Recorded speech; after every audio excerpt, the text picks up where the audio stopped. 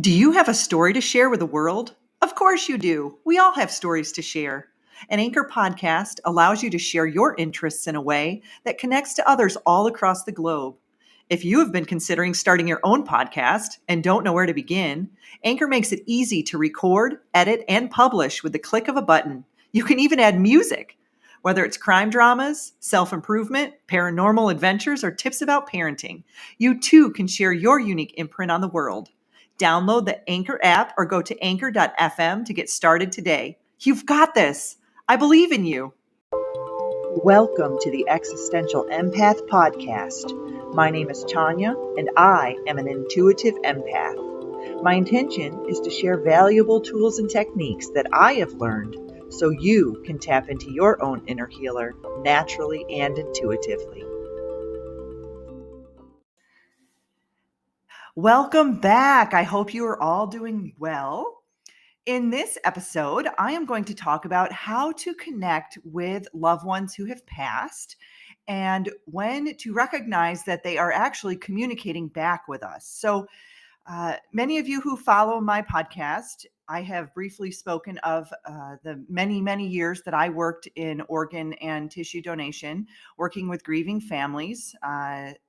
Mostly through very difficult times in their life, through significant traumas. And during this time, I experienced many different types of grief, many different types of loss. And oddly enough, during this time, I had never experienced a personal loss myself. I had just been observing and witnessing others going through their own tragedies. And I, at some extent, couldn't really even relate because I had never really experienced my own loss. However, about a year and a half ago, I lost my grandmother, and I have been having some pretty significant contact with her. And I wasn't really going to share this information within my podcast, but I'm feeling pretty strongly guided to do so, mainly because I worked around death and loss for so many years, and I've got a very different or unique perspective when it comes to death than the average human, I guess, probably because I was able to see things and also feel and experience things quite a bit, being an intuitive empath. Now, when I was working in this particular field, I did not even know what an empath was. I was not familiar with intuitives. I, had a basic knowledge and understanding of psychics, mediums, clairvoyance, but I did not really understand that what I was seeing or experiencing was part of my intuitive abilities. And so when I would make my rounds at all of the different hospitals and I would work hand in hand with these families, I was going through a gamut of different experiences with them. And I did not understand what was happening at the time. I would be walking past one of the ICU rooms and I would see all the staff in there around a patient, and that patient was coding at the time, and they were resuscitating, and I was seeing mists leaving the patient's body, and then I would see mists coming back into the patient's body, and I would sense and feel things. I would be in patient rooms and I would hear things like noises or voices within my head trying to communicate with me. I would feel things, people grabbing my hand or brushing the back of my neck when no one was there. And, at this time, these were things that were happening to me that I was not sharing with anybody. I was actually quite terrified because given the role that I had, I was working with physicians, nursing staff, but also was working with my staff and oftentimes working with the families and assisting, whether that be in the operating room, recovering organs, or assisting at the bedside, with the family. So at the time that job was extremely overwhelming, and I just couldn't tolerate or handle any more activity going on. So like a water faucet, I shut all of that off. And I do feel that many empaths or intuitives do this at some certain point in our lives. Most of us do this when we are small children because it's just too much for us to process. When we're seeing things, we're hearing things, we're feeling things, we're smelling things, we're tasting things, we're just sensing all of these things outside of our normal everyday five senses. And it can be extremely terrifying. And for me, when I was working in the hospitals, I would have to go in late at night to do educational programs. So I'd be there at like 2 a.m., 3 a.m. And I was working in a very old hospital, and our office was, off in another area that was very quiet. Not many people were over there. It wasn't really near any of the units. And so I had to spend some time in the office alone, and I would have some very, weird experiences happening to me. I'd be in there by myself, and my coworker's chair would move, or I would hear voices, whispers when no one was there, knocking, what sounded like footsteps outside in the hallway. Just a lot of what people would call paranormal activity, and it would kind of scare me. So then I would pack up my stuff, and then I'd head over to the unit where people were. But what was really happening, I feel, was that I was being communicated with, and I did not understand at the time what was going on. So I was just in fear, and I, would shut it down, and then I would leave. But now, looking back, I'm in a different, looking at things from a different perspective. I have been in contact with many in what we would call the spirit realm, or the other side of the veil, so to speak. And I'm not as scared anymore as I used to be, because I have a deeper understanding of what is happening. And I understand that is their subtle way of being able to communicate with us in the material world here in this third dimension. So when they are knocking, or they're whispering, or they're um, moving things around, it's really just them trying to get our attention, and they want us to hear their story. They want us to communicate. They want us to be in contact with them. So when we are connecting with our loved ones who have passed, it's almost like tuning into a radio station. Many of us don't believe that there is an afterlife, or that there is something on the other side of death. And I personally feel that since we are all energy, energy never dies, it just transforms. So when we pass on, we leave this physical reality, we leave this third dimensional existence, and we move on into another consciousness, into another realm, a dimension, whatever it may be. And we move on through our light body, through our soul. And I witnessed this many times when I was at the bedside with people who were passing on. Maybe they were being extubated, withdrawn from the ventilator. Oftentimes, sadly, there was many patients who had resulted in being an organ donor, that the family decided not to be there during the withdrawal of the ventilator. So I would be in the room with the patient during that time, during their last breath, during those last minutes of their life, and I would witness their spirit or their soul leaving their physical body.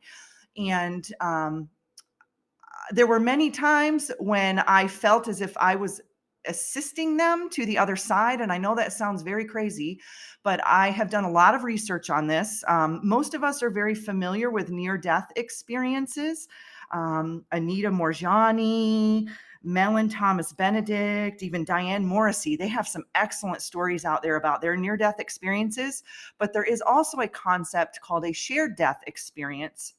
And that is when we assist someone to the other side. And I did not know that this was happening all those many moons ago when I was doing this particular job.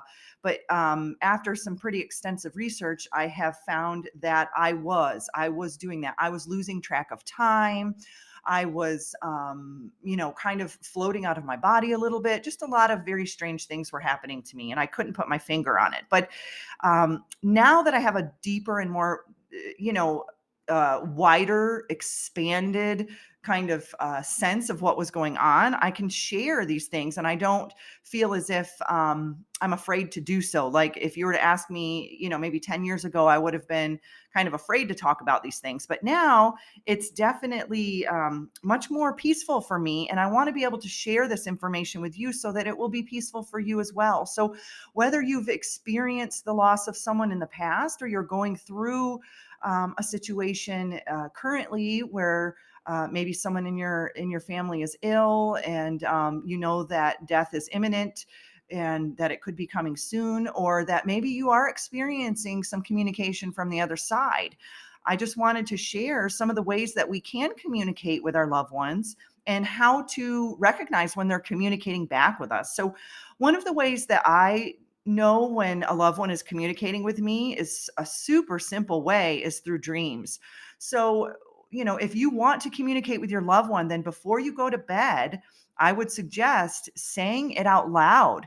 I want to communicate with so and so.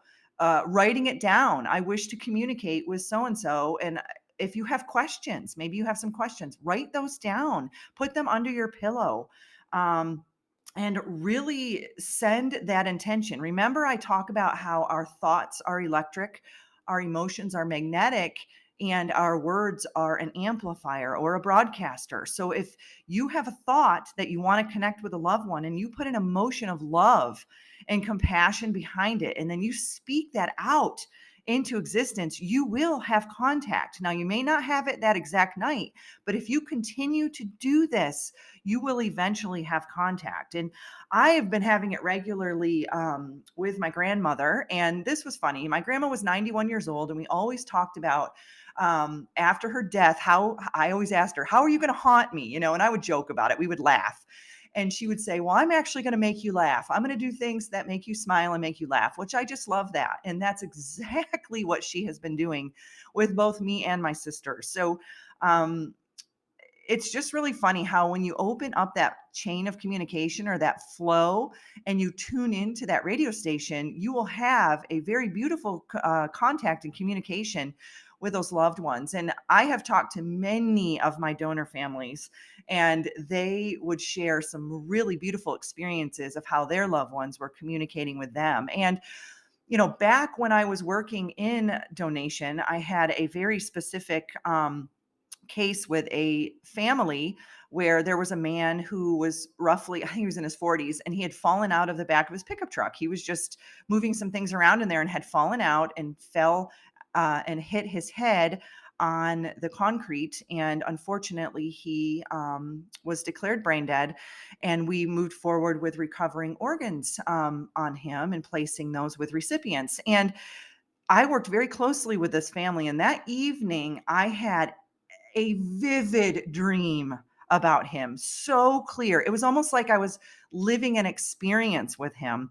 And I woke up the next morning and I was like, "Oh my goodness, that was the most vivid dream I've had in a really long time." And at the time I'm like, I can't share this dream with this family. They just went through this loss. They're in trauma, they're in grief. There's no way I can share this. And who even knows if this was a contact or communication, for them. So I went on about my life, and about a year later, we had a flag raising ceremony at the hospital, and this family showed up, and they actually sought me out because they remembered me, helping them with their son.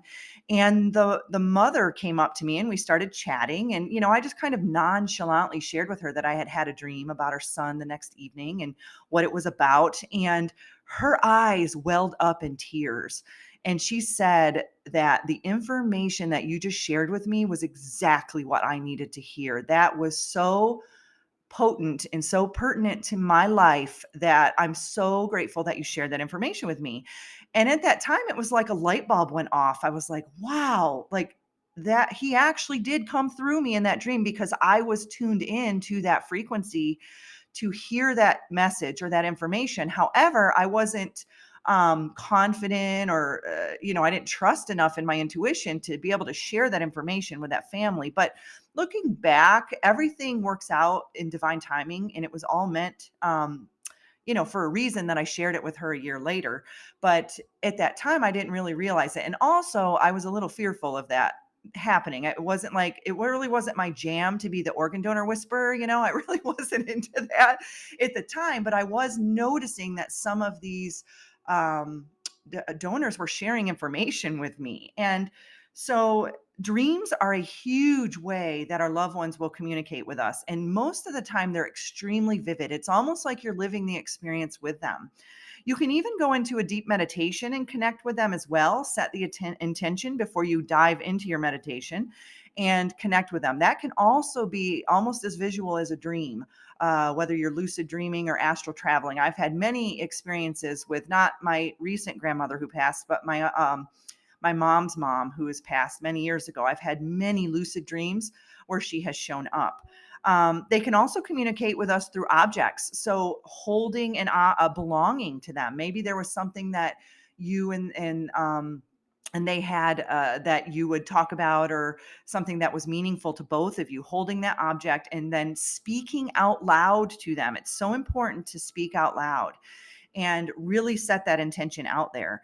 They can also speak to us through our pets. And this happens. I had a coworker pass about 6 or 8 months ago, and I didn't even know that he had passed. I was unaware of his passing, and I was sitting on my bed. It was kind of in the evening. I was sitting on my bed with my cat. My cat was asleep, and I was think I was reading. Yeah, I was just sitting there reading, and my cat just jumped straight up out of the bed and took off like a bandit, and then ran into something and broke a glass. And it was just this really crazy experience. And then within minutes, I had a friend text me that my friend had passed away. And I knew that it was him visiting me because he always loved my cat. He always asked about my cat. He always talked about my cat.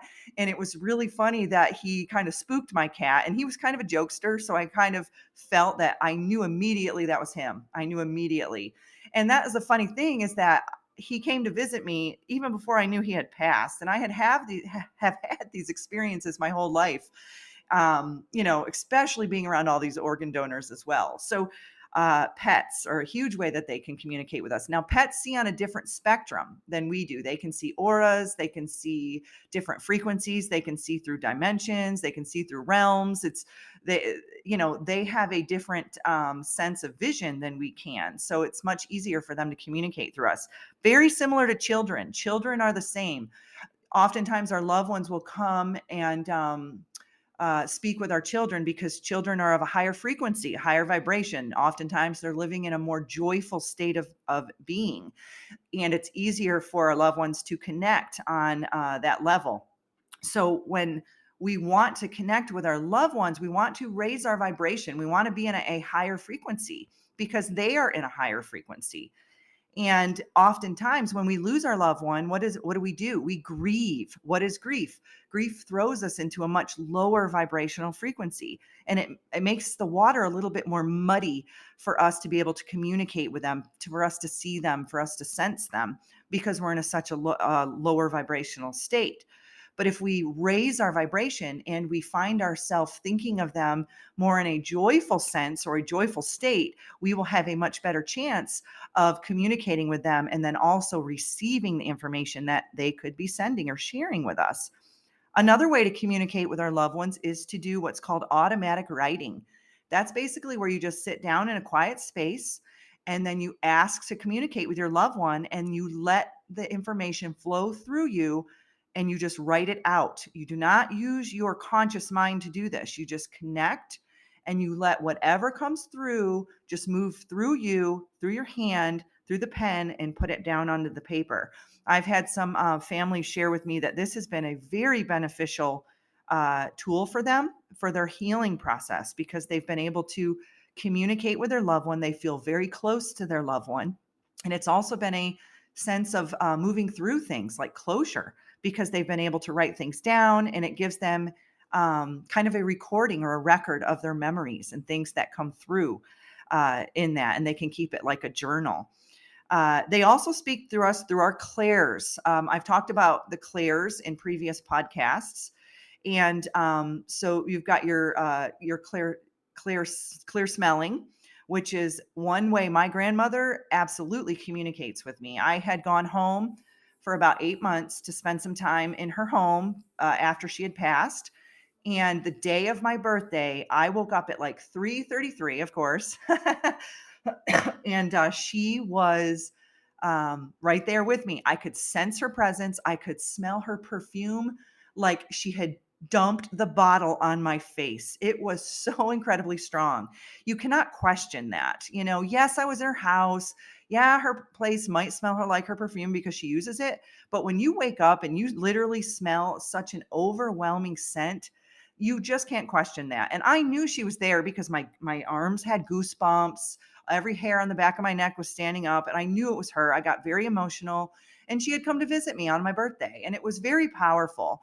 She visits my sister through animals. My sister will see birds, dragonflies, different types of butterflies, those types of things. So those are also ways that they will communicate through nature, whether that be feathers. Oftentimes I've heard feathers. And I've got a friend who communicates with someone that he lost through dragonflies and Praying mantis are another one. If you literally sit there with them and talk to them, it's really funny. My friend has an entire story and he swears by this, and he didn't even really believe in this stuff, but he swears by this, that his friend comes and visits him and it's a dragonfly, and he will shake his head. He'll ask the dragonfly questions, and the dragonfly will literally shake its head yes and no, and it will come back and visit in certain locations after he's asked it to come back to a certain space. And he knows 100% that is his friend. And it's not just the dragonfly, it's other things will come up, whether it be the other senses, the smells, the taste, the touch. Through sounds. Oftentimes I know I'll hear my grandmother say, Tanya, and I'll turn around and no one's there, but she's drawing my attention. And then I will smell the smell. So it's like, okay, I heard you say my name and now I smell the smell. I know that it's you. I've gotten to the point with my clairsentience, I'm so good at knowing or recognizing when she's there, I can feel it, that I just know her energetic signature. So once you get used to them being around, you'll be able to pinpoint, is this a feminine energy, a masculine energy? Is this a younger energy, an older energy? Is this a pet? Is this a human? Is this not a human? What is this? You get a lot better at recognizing when you have an energetic presence around you, but you have to tune into that radio station. If you're fearful of this, if you're listening to this podcast and right now you're thinking, I don't believe in this is scary, then you're not tuned into that radio station. You're not opening yourself up to receiving that communication or that contact. And there might be an underlying emotion there that could be causing that as well. Maybe it's grief or rejection or loss, abandonment, anger, hurt, whatever it may be. There could be an emotion there that could be blocking that as well. So, moving through those emotions can also help you tune in to when your loved ones are communicating with you. Oftentimes you can see it through your senses. My friend has her dad will visit and the lights will flicker and she's like, Dad's here. And it just happens. And you can call upon them when you speak it out loud, call upon them and have them come visit. And then that's her way of recognizing when her dad is in her space, is in her energetic field. Sometimes you'll be going about your day and then you'll just have an overwhelming thought of your loved one and it just floods your entire being. That's when they're there with you. When you feel them, when you think of them, when you sense them, that's when they're trying to communicate with you. So stop what you're doing and just close your eyes and really tune in. What do you want? Why are you here? Are you here to share something with me? Are you here to give me guidance? Send me on a path, give me information. What is it?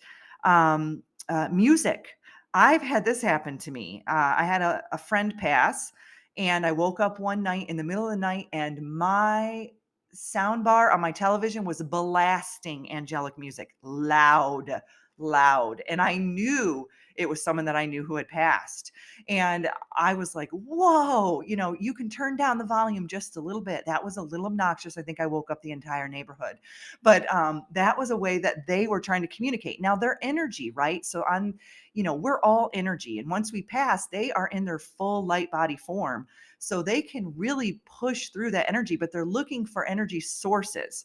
So that can often be our electronics, our cell phone. My grandmother, oh my gosh, when I talked about how she wants to make me laugh, her favorite thing to do is mess with my cell phone.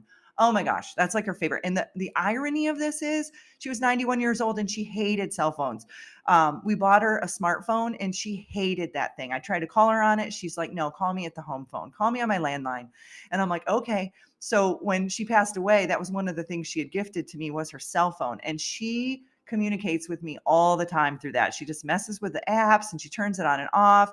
She calls, she has random people call me all the time. It's just really funny. So that's one way that she is definitely communicating, with me. Another way is your ears will ring. This has been something that I have been sensing for many, many years now. And it's not like I have tinnitus. It's not like a constant ear ringing all the time. It's more like you're just chilling out, going about your day. And then you have this massive ring in one of your ears or maybe both of your ears. And then you feel like a little bit of goosebumps and you're like, somebody's here. I can definitely sense it. So when our ears ring, it's basically that there's an energy around us that's at a higher vibrational frequency. And that tunes us in almost like little antennas, like an ant, right? Little antennas tunes us in that something else is around us in our energetic field. So that could be another way that they're trying to get your attention. Now, they try to do all of these things all the time to get our attention. And oftentimes we're so distracted or so closed off to it that we aren't even listening. We aren't even hearing. We aren't even sensing that they're trying to communicate with us. So we have to open ourselves up a little bit more to be able to recognize when they are trying to communicate with us. So, what I like to tell people to do is set up an agreement with them, speak it out loud, write it down, say, okay, we really loved going to this river together. We used to go on walks and we used to sit on this bench. When I go to this bench, I want you to communicate with me and I want you to communicate with me in this way. I want you to show me a butterfly or I want you to show me a dandelion or I want you to, show me a penny. I have a family, a donor mom that used to share with me, she would travel all over the place and pennies would literally fall out of the sky in front of her feet. And she knew it was her daughter every time. And that's the way that her daughter communicates with her. But she also spoke that out to her daughter that this is how I want you to communicate with me. So I know that it's you. So set an agreement with them, write down where, when, how do you want them to communicate and speak it out loud or write it in a letter. Like I talked earlier, raise your vibration. It's more important to be in a joyful state when you're connecting with them as much as possible. So doing things that remind you of them, and then be aware of the surroundings and have a better kind of tune yourself in a little bit more when you are communicating with them. Look for signs, feathers, butterflies, pennies, birds, dragonflies, smells, sounds, tastes. Even you might taste something. If it was an Italian, I had an Italian family and she loved it was eggplant parmesan or something. So he would taste eggplant parmesan when he wasn't even eating it and he knew that it was his grandmother. So it's things like that. They can work through our senses.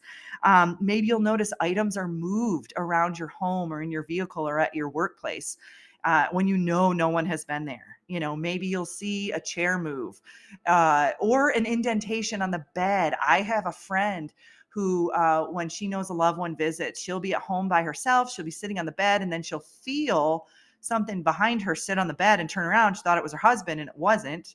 It was one of her loved ones, whether it was her grandfather or her father.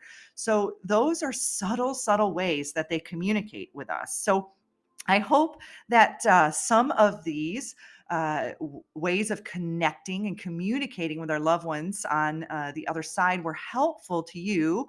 And give it a shot. Just give it a try and see. And be patient with it. Don't get frustrated because the more frustrated you get, you create resistance. And when we create resistance, we know that the energy cannot flow through. It's almost like if you visualize a river and it's flowing freely and then it gets caught up at, say, a beaver dam or there's a bunch of trees in the way and the water has to kind of flow around it and make a new direction.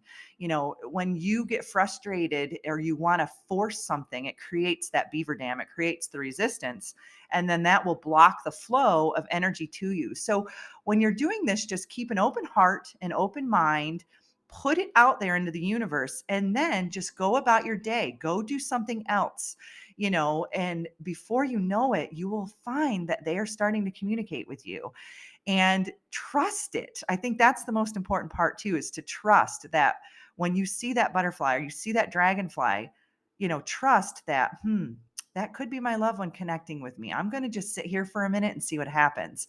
I've had several situations where I've had one dragonfly show up and I thought, this could be my loved one. Oh, let's wait and see. And then 3, 4, 5 of them show up and I'm like, all right, here they are. They're all here, So a lot of it is just being patient and being subtle and sitting with that energy and really trusting your intuition, because that's what you're doing is you're tapping in to your own intuition. They are always with us. They are always around us. Even though we can't see them, they are still there with us. It's like the air that we breathe. We don't see the air, but we know that it's there and it's providing us with life and it's providing us with love, just like our loved ones are on the other side. So, I wish you all so much healing if you're going through the loss of a loved one or if you've lost someone in the past and you're having a really difficult time getting through it. I send you so much uplifting, loving energy, and I look forward to sharing more tips, tools, information with you in future shows. Thank you. You deserve to navigate your life as an empath in alignment with health, happiness, and abundance.